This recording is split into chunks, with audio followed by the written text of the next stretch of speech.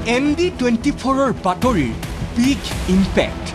সঠিক উদ্দেশ্যত শিক্ষা সেতু পোৰ্টেল ব্যৱহাৰত গুৰুত্ব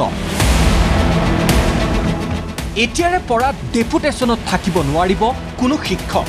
15 আগষ্টৰ পূৰ্বে প্ৰাথমিক বিদ্যালয়ত সৃষ্টি হ'ব প্ৰধান শিক্ষকৰ পদ যিকোনো মূল্যৰ বিনিময়ত ছাত্ৰকেন্দ্ৰিক হ'ব লাগিব ৰাজ্যৰ শিক্ষা ব্যৱস্থা এই ক্ষেত্ৰত কোনো কাৰণতে আপোচ নকৰাৰ সিদ্ধান্ত ৰাজ্যৰ স্কুল শিক্ষা বিভাগৰ আৰু এই সিদ্ধান্ত অনুসৰি এতিয়াৰে পৰা কোনো শিক্ষক শিক্ষয়িত্ৰীয়ে শিক্ষকতা বৃত্তি এৰি অন্য কোনো কাৰ্যালয়ত থাকিব নোৱাৰিব ডেপুটেশ্যনত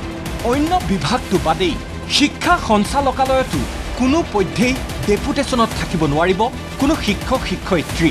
প্ৰতিগৰাকী শিক্ষক শিক্ষয়িত্ৰীয়ে কৰ্মৰত শিক্ষানুষ্ঠান চৌহদৰ পৰাই শিক্ষা সেতু পোৰ্টেলত বাধ্যতামূলকভাৱে প্ৰদান কৰিব লাগিব উপস্থিতি এই ঘোষণা বহু পুৰণি কিন্তু বাস্তৱত এই ঘোষণা হোৱা নাছিল কাৰ্যকৰী তথ্য সহকাৰে প্ৰথমবাৰৰ বাবে MD24ত এই সম্পৰ্কীয় বাতৰি সম্প্ৰচাৰ হোৱাৰ পাছতেই হাইলাকান্দিত অনুষ্ঠিত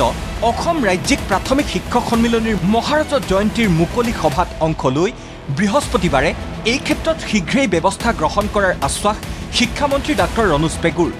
যিবিলাক পাৰ্মানেণ্টলি এটেচমেণ্টত আছে এতিয়া সব এটেচমেণ্ট উইথড্ৰ কৰা হ'ব এতিয়া প্ৰত্যাহাৰ কৰা হ'ব অলপ সময় লাগিব আমি কাৰ্যকৰী কৰিম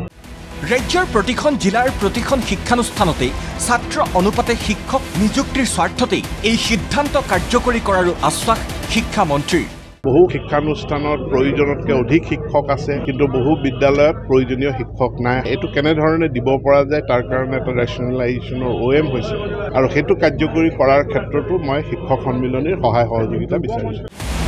ইফালে সমাগত স্বাধীনতা দিৱসৰ পূৰ্বেই ৰাজ্যৰ প্ৰাথমিক বিদ্যালয়সমূহৰ বাবে চৰ্ত সাপেক্ষে ৰাজ্য চৰকাৰে সৃষ্টি কৰিব প্ৰধান শিক্ষকৰ পদ অসম ৰাজ্যিক প্ৰাথমিক শিক্ষক সন্মিলনীৰ মহাৰাজ জয়ন্তীৰ মুকলি সভাত আনুষ্ঠানিকভাৱে এই কথা ঘোষণা কৰে শিক্ষামন্ত্ৰীগৰাকীয়ে সকলো প্ৰাথমিক বিদ্যালয়ত প্ৰধান শিক্ষকৰ পদ সৃষ্টি নহয় যিবিলাক প্ৰাথমিক বিদ্যালয়ত ছাত্ৰ ছাত্ৰীৰ সংখ্যা 100 বা ততোধিক আছে সেই বিদ্যালয়বিলাকত প্ৰধান শিক্ষকৰ পদ সৃষ্টি হ'ব ইয়াত প্ৰয়োজনীয় অনুমোদন আমি লাভ কৰিছোঁ গতিকে 15 আগষ্টৰ ভিতৰত পদ সৃষ্টি কৰাৰ কামখিনি সম্পূৰ্ণ কৰাৰ চেষ্টা কৰিছোঁ সুদীৰ্ঘ 75 বছৰ ধৰি উত্থাপন হৈ অহা এই দাবীৰ প্ৰতি ৰাজ্য চৰকাৰে প্ৰদৰ্শন কৰা যোগাত্মক দৃষ্টিক আদৰণি জনায়ো শিক্ষামন্ত্ৰীৰ ঘোষণাক লৈ সন্তুষ্ট নহয় ৰাজ্যৰ শিক্ষক সমাজ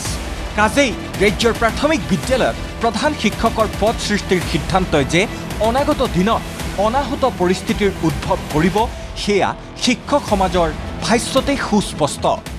আমাৰ স্থিতি দৃঢ় যে প্ৰাথমিক বিদ্যালয় প্ৰতিখনতে প্ৰধান শিক্ষকৰ পদ থাকিব লাগিব বিদেশৰ ৰাষ্ট্ৰসমূহে যদি এগৰাকী শিক্ষাৰ্থীৰ বাবে ৰেলৰ ব্যৱস্থা কৰিব পাৰে তেনেহলে অসমৰ প্ৰাথমিক বিদ্যালয়সমূহত ছাত্ৰ ছাত্ৰীৰ কম থাকিল কাৰণেই বিদ্যালয়খন পৰিচালনাৰ কাৰণে দায়িত্ব কাৰোবাক নিদিব এনে কথা হ'ব নোৱাৰে আৰু আমাৰ স্পষ্ট কথা যে বিদ্যালয় এখন পৰিচালনা কৰিবলৈ এগৰাকী মুৰব্বী লাগিবই হাইলাকান্দিৰ পৰা বিধান সেনৰ ৰিপৰ্ট MD24